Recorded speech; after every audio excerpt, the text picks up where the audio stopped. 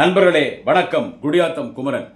பிகிலு மண்ண பிகில் அடிச்சுன்னே இன்னைக்கு ஓட்டு கேட்க ஆரம்பிச்சிட்டான். பெரம்பூரில் வேட்புமனு தாக்கல் பண்ணிட்டு பிகில் அடிச்சுட்டு ஓட்டு கேட்க ஆரம்பிச்சிட்டான். பிகில் புரட்சியாம். அது இந்த மாதிரி புரட்சி நான் கேள்விப்பட்டதே இல்லை. பிகில் புரட்சி, அதாவது விசில் புரட்சி, மடக்கூதி புரட்சி, அதானே தமிழில் அதுக்கு பேர். மடக்கூதி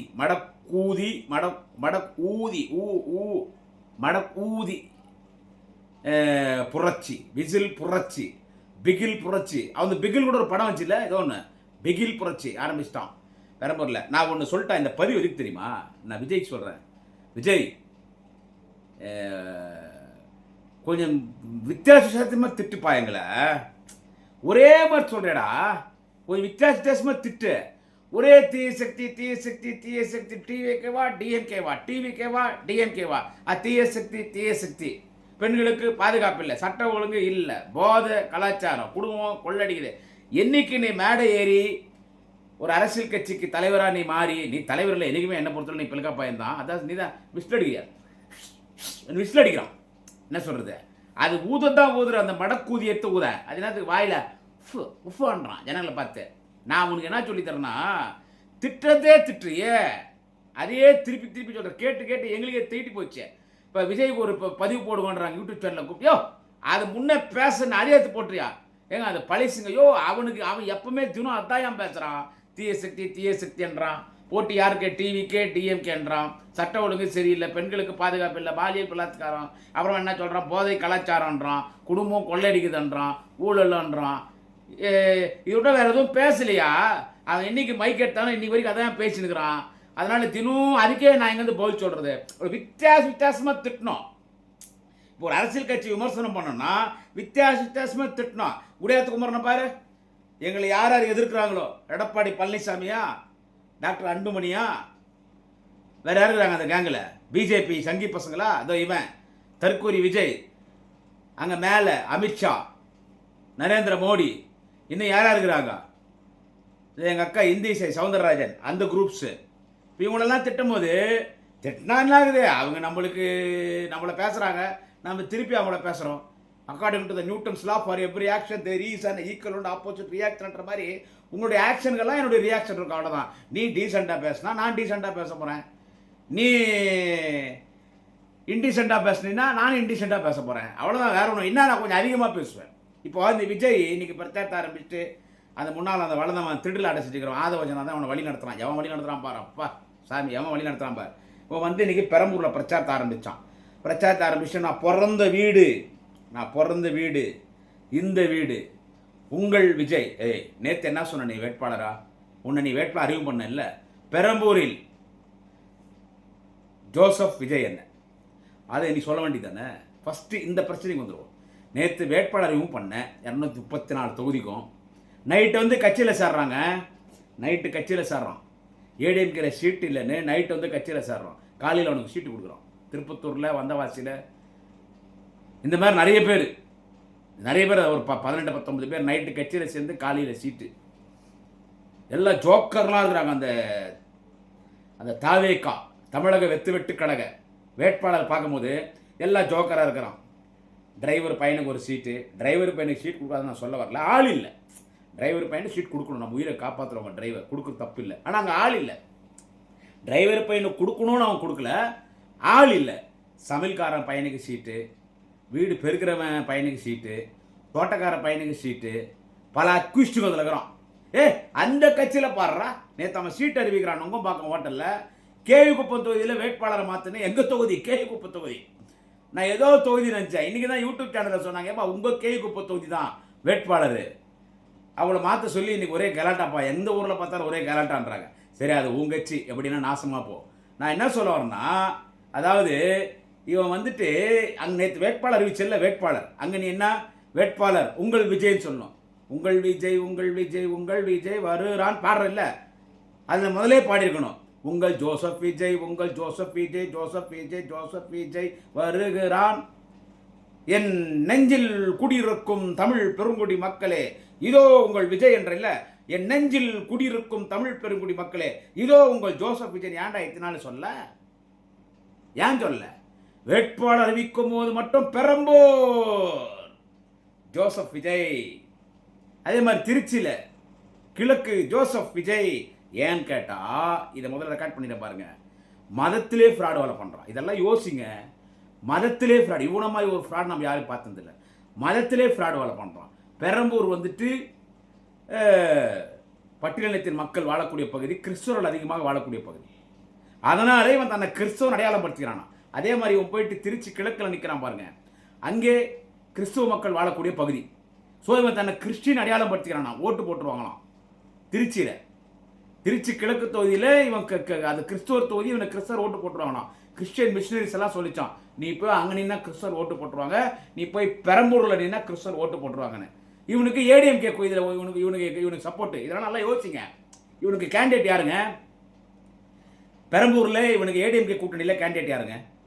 இவனுக்கு யார் கேண்டிடேட்டு? அவன் ஆளாவே மதிக்காமல் சொல்கிறான். எல்லாம் ஒரு கூட்டியும் வரணும் மாட்டேங்க தான். பிஜேபி கைக்கூலிங்க தான். எடப்பாடி பழனிசாமி அதிமுக கூட்டணியாக இருந்தாலும், இந்த தற்கூரி விஜயா இருந்தாலும், நீ யாரு கேண்டிடேட்டா பண்ணோம்? ஒன்று பவர்ஃபுல் திமுக கோட்டை சென்னை. இந்த உலகத்தில் கடைசி மனிதன் சென்னையில் கடைசி மனிதன் வாழும் வரை என்றைக்கும் சென்னை திமுகவின் கோட்டை. எங்கள் தலைவர் தளபதி அண்ணன் ஸ்டாலின் அவர்களின் கோட்டை, எங்கள் அண்ணன் உதயநிதி ஸ்டாலின் கோட்டை. நீ யாரை போடணும்? பாட்டாளி மக்கள் கட்சி கொடுக்குறான் பெரம்பூரில். யாருக்கு? தற்கூரி விஜயத்தை நிற்கிறதுக்கு பாட்டாளி மக்கள் கட்சி.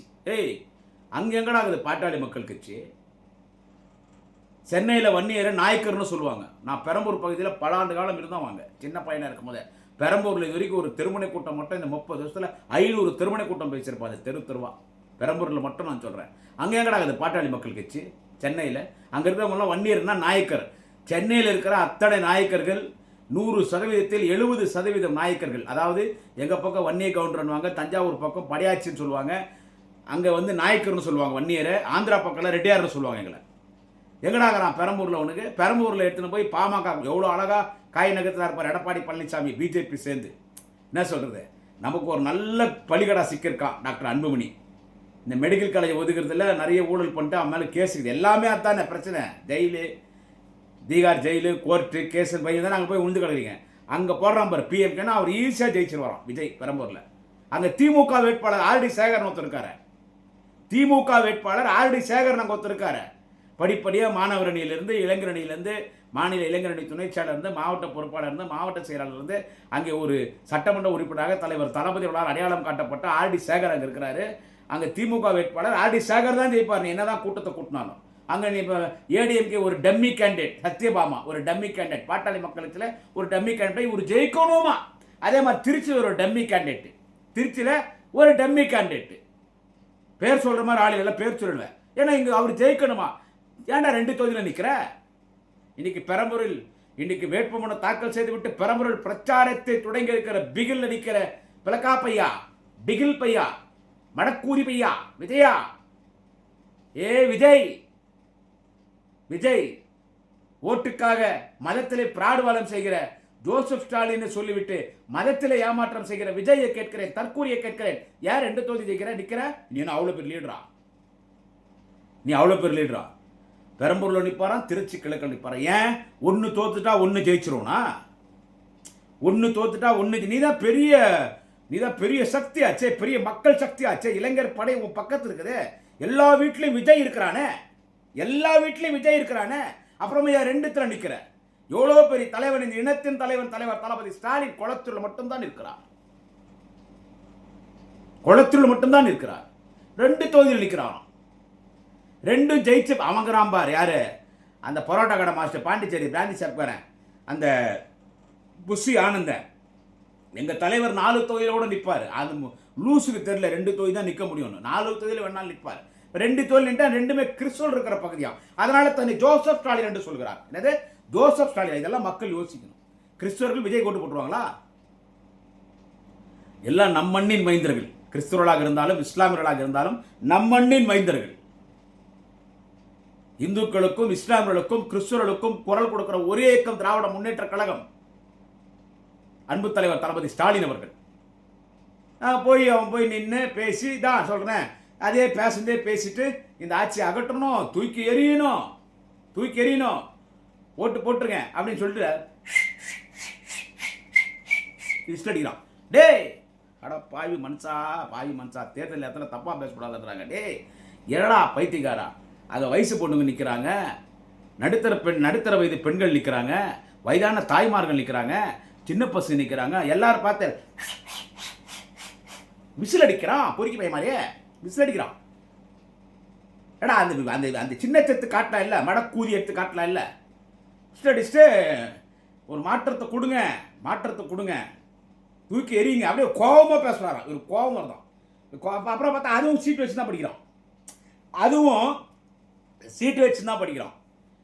234 தொகுதி நீ பிரச்சாரத்துக்கு போ வா. நான் இந்த பதிவு எதுக்குன்னு கேட்டேன், ஏதோ பேசணும்னா எனக்காக சொல்லி தரணும்.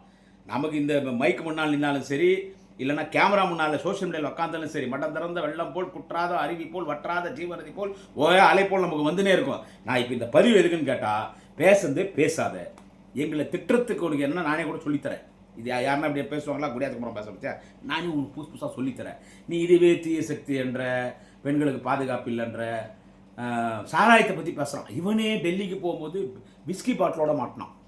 டெல்லிக்கு போகும்போதே மது பற்றியெல்லாம் நீ பேசக்கூடாது விஜய், மது பற்றியெல்லாம் பேசாத. விஸ்கி பாட்டில் போதைன்னு பேசுகிறல்ல, போதை பற்றி விஸ்கி பாட்டிலை பற்றி பேசணுன்னா என்ன சொல்கிறது, நம்ம சுத்தமாக இருக்கணும். ஏசு புத்தர் காந்தி மாதிரி நம்ம இருக்கணும். நம்ம சாவுக்கு போனாலும் குடிச்சிட்டு தான் போகிறோம். போதை ஒழிப்பேன், மதுபானத்தை ஒழிப்பேன், போதை கலாச்சாரத்தை ஒழிப்பேன்னு சொல்கிற போதை மண்ணா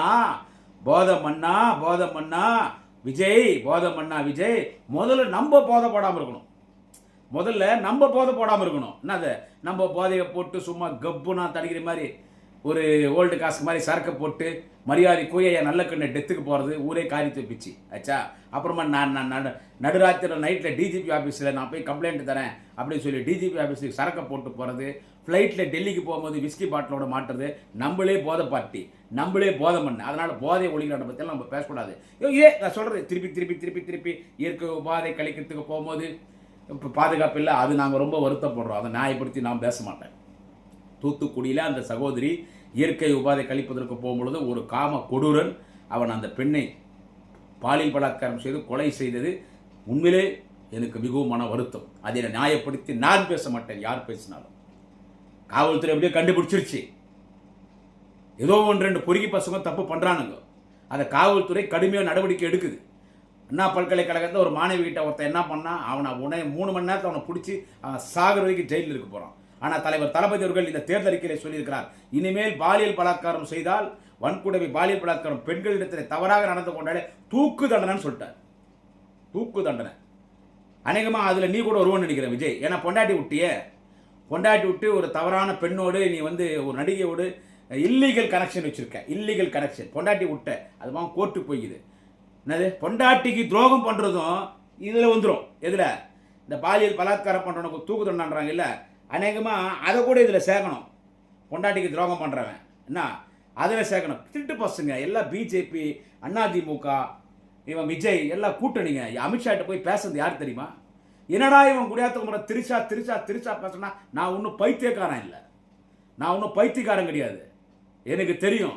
அன்னைக்கு ஒரு பிராமண பெண்ணை வைத்து அரசு செய்தார் புரட்சித் தலைவர் எம்ஜிஆர் அவர்கள். அன்னைக்கு டெல்லியில் போய் பேசுறது யார் தெரியுமா? அம்மையார் செல்வி ஜெயலலிதா. ராஜ்யசபா என்னத்துக்கு அமிச்சார்? அன்னைக்கு அங்கே டெல்லி லாபிக்கு அமிச்சார். அதுக்காக செல்வி ஜெயலலிதாவும் திரிஷா ஒன்றுன்னு சொல்ல மாட்டேன். ஆனால் திரிஷா ஒரு பிராமண பெண். அமித்ஷா கிட்ட போய் பேசுறது யார் தெரியுமா? யார் பேசுறது? அமித்ஷா கிட்ட போய் பேசுறது யாருன்னு கேட்டால் திரிஷா என்ற ஒரு பிராமண பெண். இந்த ஷா அந்த ஷா கிட்ட போய் பேசிச்சு, இந்த திருச்சி ஷா அந்த அமித்ஷா கிட்ட பேசிச்சு. இந்த ஷாக்கும் அந்த ஷாக்கும் என்ன ஒரு கனெக்ஷன் கேட்டா, அமித்ஷா பொண்ணு ஷா, அமித்ஷா பையன் ஜெய்ஷா. ஷாங்கெல்லாம் எப்படி ஒன்று சேர்த்துப்பார், எல்லாம் ஒன்று சேர்த்துறாங்க. இவங்க கணக்கு என்ன ஒன்று சொல்லிட்டுக்கல சார் இந்த பதிவில், நான் கொஞ்சம் மாற்றி பேசுகிறேன். இவங்க கணக்கு என்ன தெரியுமா? மத்திய அரசினுடைய உளவுத்துறை, சென்ட்ரல் கவர்மெண்ட்டுடைய அந்த உளவுத்துறை இருக்குல்ல, அந்த உளவுத்துறை ரிப்போர்ட் ஒன்று கொடுத்துருக்காங்களாம். என்ன கொடுத்துருக்காங்களாம்னா, அப்படின்னு பிஜேபிக்காரன் சோஷியல் மீடியாவில் கிளப்பிடுறான். என்னன்னு கேட்டால், விஜய் 15 20 சீட் ஜெயிச்சிருவானோ. எப்படி 15 20 சீட்டு விஜய் ஜெயிச்சிருவானோ. அதுக்கடுத்து எடப்பாடி பழனிசாமி ஒரு 100 சீட்டு 110 சீட்டு ஜெயிச்சிட்டாருன்னா, விஜய் எடப்பாடி பழனிசாமி பிஜேபி கூட்டணிக்கு ஆதரவு கொடுத்துருந்தோம். விஜய் ஆதரவு கொடுத்தவொடனே எடப்பாடி பழனிசாமி சிஎம் ஆயிடுறதா, விஜய் டெப்டி சிஎம் ஆயிடுறதான். இவன் விஜய் தற்கூரிகளுக்கு, அந்த மடக்கூதிகளுக்கு ஒரு 4 மந்திரி பதவி கொடுத்துருதான். மீதி எடப்பாடி பழனிசாமி எடுத்துருதான். அதனால விஜய்க்கு போடுற வேட்பாளர்லாம் முக்கியமான தொகுதியில் டம்மி வேட்பாளர் போடுறதா. டேய், சின்ன பசங்க அப்பா அம்மா விளையாட்டு விளையாடுற மாதிரி இதில் அவங்களுடைய அரசியல். சின்ன பசங்க பள்ளிக்கூடம் லீவ் விட்டு லீவ் விட்டாங்களே, எக்ஸாம் முடிஞ்சிச்சு, +2 எல்லாம் முடிஞ்சிச்சு. என்ன சொல்கிறது, இல்லை +2லேருந்து 10th 2ஆம் கிளாஸ் 3ஆம் கிளாஸ் எல்லாம் லீவ் விட்டுச்சு. கூட்டு பசங்கள்லாம் தெருவில் ஆடி நிற்குதுங்க. அதுக்கெல்லாம் என்ன பண்ணுறோம், இந்த திருநாக்காடியில் திருவிழா, இப்போ என் குடியாத்து கங்கையம்மன் கோயில் வருது, திருவிழா வருது இப்போ மே மாதம் திருவிழா வரும். என்ன சொல்கிறது, 14ஆம் தேதி வருது வைகாசி திருவிழா. இப்போயே போட்டுருவாங்க எங்கள் கங்கையம்மன் கோயில் குடியாத்தில் வந்துட்டு இந்த கடைகள்லாம் போட்டுருவாங்க. இந்த சொப்பெல்லாம் விற்பாங்க, சின்ன பசங்க விளையாடுற சொப்புங்கள்லாம் எடுத்து வந்து சின்ன சின்ன பசங்க, நான் அப்பா நீ அம்மா நீ சித்தப்பா நீ பெரியப்பான்னு அந்த சொப்பில் எல்லாம் பருப்பி முட்டாய் எல்லாம் போட்டு எல்லாம் அப்பா அம்மா விளையாட்டு எல்லாம் சாப்பிடுவாங்களாம். கடைசியில் அப்பா அம்மா சண்டை ஆகிடும் முறுக்கு சாப்பிட்றதுல. இந்த அம்மா வேறு அப்பா தேடிக்குவாங்க, அந்த அப்பா இந்த அம்மா வேறு அப்பா தேடிக்குவாங்க. அந்த மாதிரி இருக்கிற அவங்க அரசியல் பிஜேபி ஏடிஎம்கே இந்த தற்கொலை. இவன் 15 வந்துடுவானா, ஏடிஎம்கே ஆதரிக்கானா, எடப்பாடி மூலம் கேட்டாரா, எப்பா சாமி டேய் எழுதி வச்சுக்கோ. 200க்கும் மேற்பட்ட தொகுதி தளபதி ஜெயிப்பார், அவர் தான் முதலமைச்சர். அது தெரிஞ்ச விஷயம். உதயசூரியன் திமுக கூட்டணி. நான் என்ன சொல்ல வரேன்னா, விஜய்க்கு இந்த பதிவு எதுக்காகன்னு கேட்டால், உன்னை பற்றி பேசினா நானும் பேசுறதே பேசுகிறேன். நான் விஜய்க்கு சொல்கிறேன், இதை பார், இதே பேசாத, எங்களுக்கு கண்டென்ட் வேணும்டா. இன்னைக்கு வச்சு சேர்த்து நீ தான் இருக்கிற. இப்போ எங்களுக்கு கண்டென்ட் வேணும். என்ன மாதிரி யூடியூபர்ஸ்க்கு கண்டென்ட் வேணும். தெருவில் போய் ஜிபேரி பேச இருந்தா அந்த தெருவில் ரோடு போட்டேன், லைட்டு போட்டேன், காவா வெட்டினேன், ஏரி தூர்வாரினேன், காவா தூர்வாரினேன், சமுத்துவ கூட கட்டி கொடுத்தேன், இதெல்லாம் பேசிடுவேன். அங்கே மேலே பார்த்தீங்கன்னா ஐமாஸ் லைட்டு போட்டு கொடுத்துக்கிறோம், இதெல்லாம் கொடுத்துருவோம். நான் இதெல்லாம் பேசி தெரு என்னென்ன பண்ணிக்கிறாங்க, எம்எல்ஏ என்ன பண்ணிக்கிறாங்க, திமுக ஆட்சியில் என்னென்ன சாதனை, எத்தனை கோடி நிதி ஒதுக்கணும்னு பேசிட்டு போயினேங்களா. நான் உட்காந்து சோசியல் மீடியாவில் பேசுகிறேன், 10 பேர்கிட்ட பேசுகிறேன், 10 லட்சம் பேர்கிட்ட பேசுகிறேன். அதுக்கான கண்டென்ட் வேணும். புதுசாக திட்டு, புதுசாக திட்டு. நீ புதுசாக திட்டினாதான் நான் ஒன்று நல்லா வச்சு செய்ய முடியும். அப்போதான் எனக்கு கண்டென்ட் கிடைக்கும், தெரியுமா? அதனால மடக்கூதி பிகில் என்னாக எங்கள் ஓட்டு மடக்கூதிக்கு போடுன்னு கேளு, இல்லை விசில் கேளு. பிகில் அடிக்கிற போயிட்டு பொறுக்கி பையன் தான். Right, okay. இந்த பதிவு இதோட முடிச்சுக்கிறேன். நாளிலேருந்து விஜய்க்கு சொல்கிறேன். இன்னைக்கு சென்னையில் பெரம்பூர் பகுதியெல்லாம் பிரச்சாரம் பண்ணுறேன், திடீர்னு பிரச்சாரம்லாம் ஸ்டார்ட் பண்ண போகிறேன். அதனால் உனக்கு எழுதி கொடுக்காம பார், உனக்கு எழுதி கொண்ட சொல்லு உடையாத்த குமரன் திட்டுறான். அதனால் வித்தியாசமாக திட்டங்கள போய் தானே பேச போகிற. எடப்பாடி கையில் அவர் சொல்லிக் கொடுப்பார், அவர் யார் நல்லா எழுதி, அவர் புதுசாக கண்டுபிடிச்சு திட்டுறா, நாங்கள் போய் சொல்லுறோம். அதனால் எங்களை புதுசாக திட்டந்தே திட்டாதே, தெகிட்டி போகுது. புதுசாக திட்டு. நான் உனக்கு புதுசாக வச்சு சேரேன். நாளை இன்னொரு பதிவிலை உங்களை சந்திக்கிறேன். நன்றி, வணக்கம். நமது சின்னம் உதய சூரியன், திமுக கூட்டணி சின்னம். ஆதரிப்பீர். வாழ்க தலைவர் தளபதி.